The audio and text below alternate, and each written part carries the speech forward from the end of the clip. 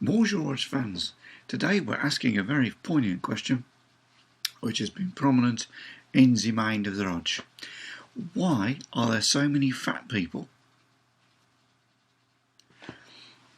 Rog was thinking about this because there didn't used to be a lot of fat people. Fat people were a minority. Now they're the majority. But why are they the majority? What is it in our environment that is making them so enormous? Especially as a lot of these people are poor. So how can poor people be fat? You have to spend a lot of money on food to get fat. If you haven't got a lot of money, that's obviously not going to be possible. So the Rog was thinking.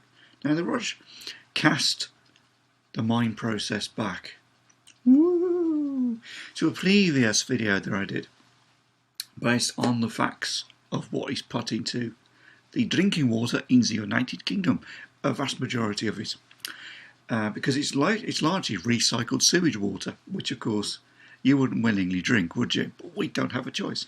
And they put sodium fluoride into that, which is a neurotoxin, which we covered in another video, which is historical fact and scientific fact. Have a wee look at it. Research the old toxic fluoride stuff.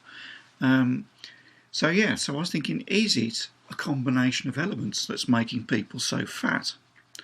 And other things as well, psychological issues as well. But let's look at the fatness first.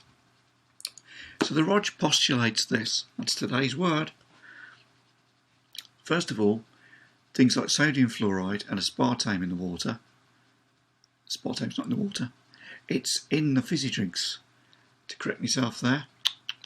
Sodium fluoride in the water and aspartame, sulfane, the other neurotoxins in the fizzy drinks and in some sweets as well, I noticed, which is rather bizarre. That obviously stops the brain from learning. It impairs learning function. That's why aspartame works so well in rat poison. Open a can of your favourite fizzy drink that begins with a C or a P and read the side of it. If it says 0 sugar, it means it's full of neurotoxin, because that's what they put in the artificial sweeteners. Isn't that just genius? A lot of them have been banned because of it, but aspartame's still there. Thank you, Donald Rumsfeld. Now, so you've got the neurotoxin stops you from learning. So you eat something or you drink something, and it has an adverse effect. The neurotoxin stops you from stopping yourself from doing that. So you keep doing it.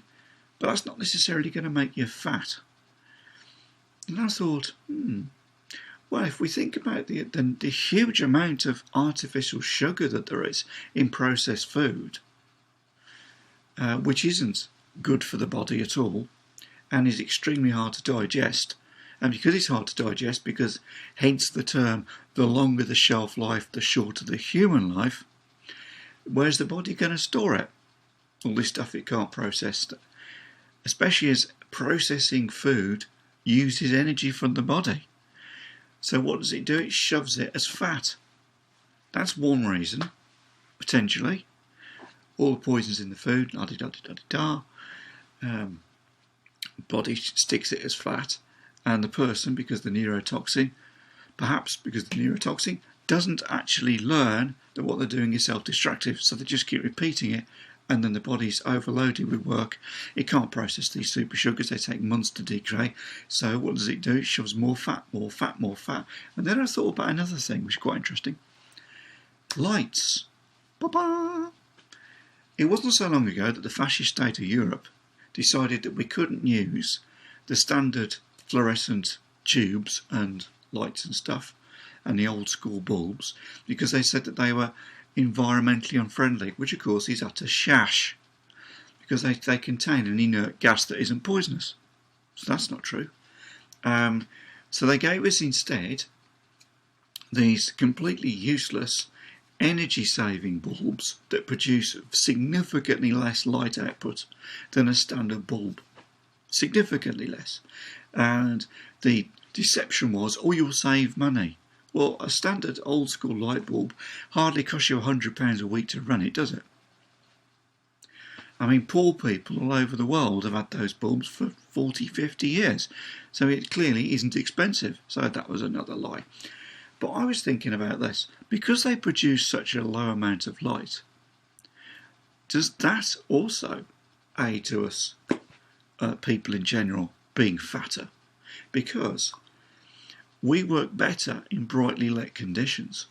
If you take any animal and put it in the dark, it immediately either goes to sleep or its metabolism massively drops.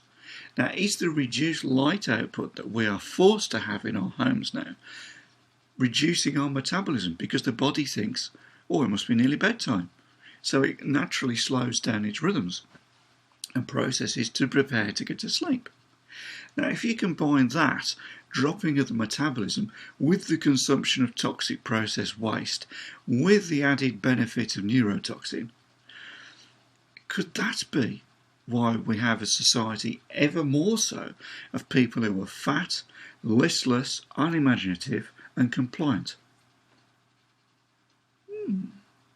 Well, it's a lovely sunny day again. Comments down below, of course, and we shall see what we shall see, shall we not? Well, don't forget, it's not reality. It's YouTube.